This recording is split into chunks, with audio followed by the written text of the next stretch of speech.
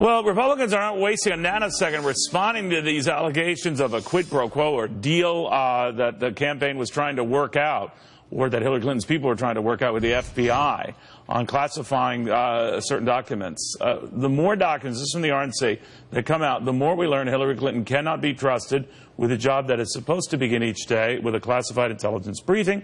The Obama administration's blatant attempts to shield Hillary Clinton from accountability for her reckless conduct will only inflame the growing distrust Americans have for their own government. Hadley Heath Manning on the issue that has suddenly become quite explosive today. I don't know how it will fan out during the big debate on Wednesday, but what do you make of all of this?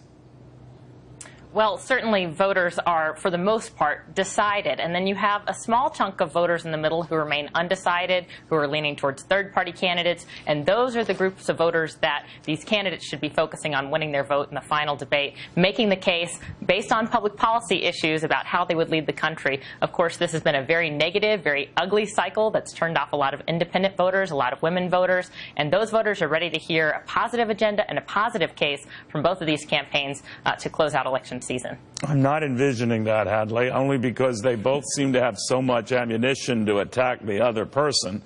Now, whether Donald Trump does that about these emails and these FBI revelations, a whole separate thing, or Hillary Clinton does it with these new women allegations on Donald Trump.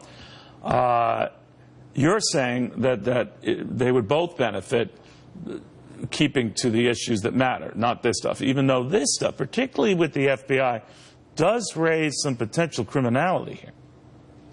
That's right. It's not irrelevant to talk about the personal backgrounds or the personal character of either of these candidates, but it's not really a new feeling that voters have if they have a lack of trust or trustworthiness in either candidate. That's been the case since the beginning when we knew that these were the nominees. Voters on both sides of the aisle, high majorities of them say they do not trust Hillary Clinton, they do not trust Donald Trump.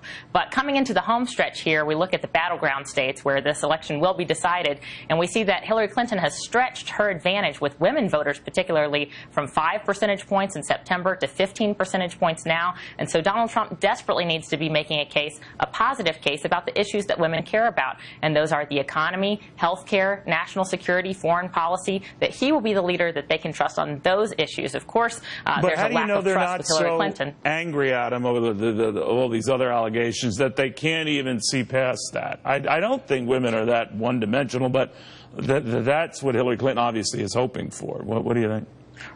Right. Well, many women have made up their minds already. There are many women in Hillary Clinton's camp that they would never vote for Donald Trump, and then there are those who have decided that it doesn't matter what has happened in Donald Trump's past or what he said, they're going to vote for Trump anyway. It's those middle-of-the-road women voters, the undecided women voters now, whose votes matter the most. And I would say, you know, when you look at polling, the majority of women have heard about these tapes. They've heard about the things that Trump has said to women and about women, and that's not going to be any new information coming into the next few weeks. So he needs to move on. He needs to find a way to pivot away from that information that's already out there and focus on new information. For example, what his policy proposals are when it comes to student loans, health care, education, the costs that burden so many American families. Women are the budgeters in the family, so they need to know how they're going to get some relief. Hadley Heath Manning, thank you very much. Good catching up.